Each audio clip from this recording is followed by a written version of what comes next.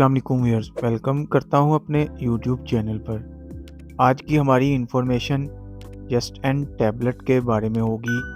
आज हम जानेंगे इस टैबलेट के फ़ायदे, साइड इफ़ेक्ट्स, यूजेस और कॉन्ट्रा इंडिकेशंस के बारे में। सबसे पहले हम इस टैबलेट की कंपोजिशन की बात कर लेते हैं। कंपोजिशन में है नॉर्थिस्टेरोन। इस टैबलेट का जेनेरिक काम ख़वातीन के हार्मोन्स पर काम करना है। ये टैबलेट ख़ास तौर पर ख़वातीन बहनों के लिए है, मर्दों के लिए ये टैबलेट नहीं है, क्योंकि ये टैबलेट ख़वातीन की माहवारी में बीमारी के लिए इस्तेमाल होती है। डिटेल में जाने से पहले जिन लोगों ने हमारे चैनल को सब्सक्राइब नहीं किया, सब्सक्राइब कर लें और वीडियो को लाइक और शेयर ज़रूर करें। अब बात करते हैं इस टैबलेट के फ़ायदे के बारे में और जानते हैं और किन किन सूरतों में इस टैबलेट का इस्तेमाल किया जा सकता है। जस्ट एंड टैबलेट ख़वातीन में माहवारी की बाकायदगी के लिए इस्तेमाल होती है। इस टैबलेट के इस्तेमाल से माहवारी बाकायदा हो जाती है। बाज़ औरतों के पीरियड्स इर्रेगुलर होते हैं। इन पीरियड्स को बाकायदा बनाने के लिए इस टैबलेट का इस्तेमाल किया जाता है। इसके अलावा ये टैबलेट माहवारी के दौरान खून के ज़्यादा अखराज के लिए भी इस्तेमाल होती है। यानी बाज़ ख़वातीन की माहवारी में ब्लीडिंग ज़्यादा होती है, जिससे जिस्म कमज़ोर हो जाता है।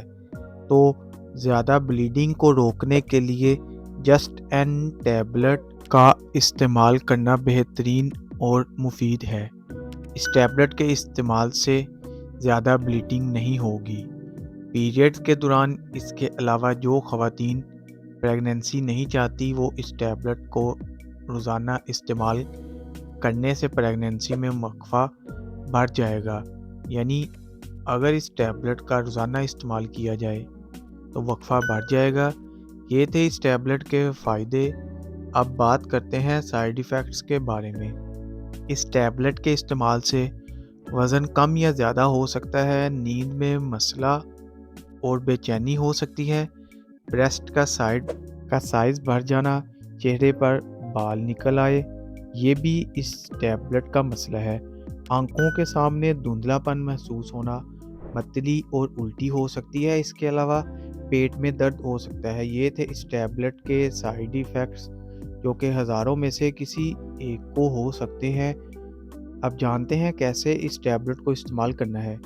एक टैबलेट सुबह, एक दोपहर, एक शाम खाना खाने के बाद इस्तेमाल करें, या फिर अपने डॉक्टर की हदायत के मुताबिक इस्तेमाल करें।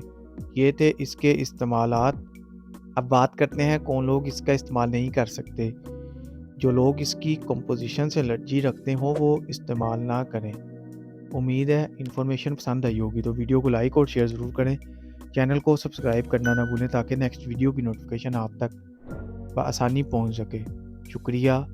अल्लाह हाफिज़।